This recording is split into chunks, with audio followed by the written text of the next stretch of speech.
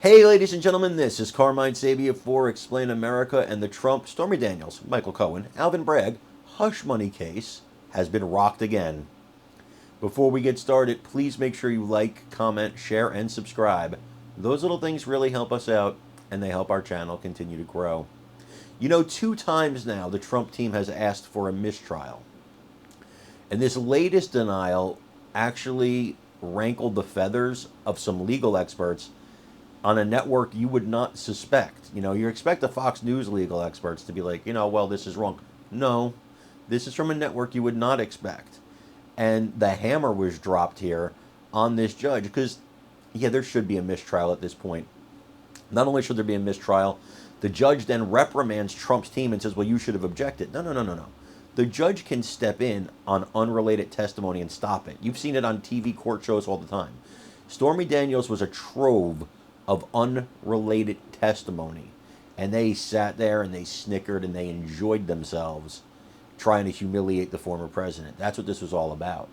The judge could have stopped the testimony anytime he wanted. He could have stepped in and said, this is not relevant to the case. He did not do that. And now he wants to blame Trump's team? Come on. Their motion for a mistrial was well founded, and I think it stands on appeal. I want you to take a listen to this and let me know what you think. As always, please remember to like, comment, share, and subscribe. I'm Carmine Sabia for Explain America. We love you guys. God bless you. Take care, everybody.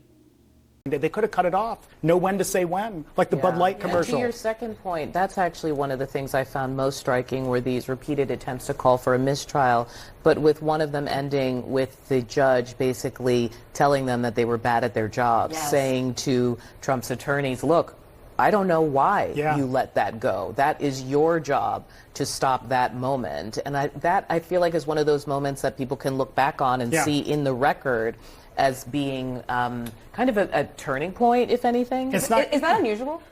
So here's the thing.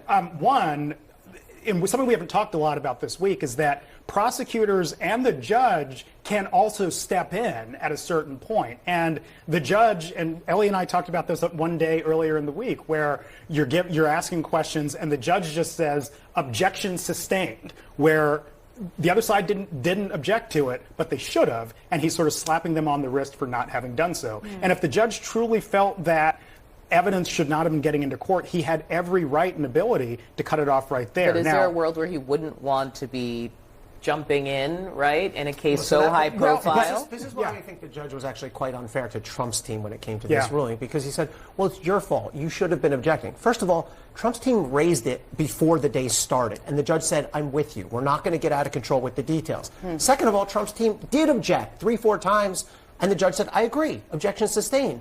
So what are they supposed to do? Pop up every question? You look horrible in front of the jury if you do that. Saying you open the door to all of these things. And I don't think that was all that different from some of the analysis that came out of that day, where many of you on this panel were even saying, hey, why did they go back for more? Why did this go longer? And the answer, with some reporting, was that perhaps Trump himself wanted to extend. But I just think it's sort of an interesting moment of maybe overreach, and it just found it striking. I'd say a couple things. One, the judge, if in fact a lot of bad evidence that shouldn't have gotten in got in, it's still on the judge on appeal potentially. Now, because it still would have tainted the trial. Now, it depends on when the defense raised their objections in response to the evidence, but it's still on him if, the failure. So, there's a lot of blame to go around, and the judge wagged his finger at the defense. The one thing I would disagree with you a little bit, Ellie, is the thing that they went back and forth on in the morning was the specifics about,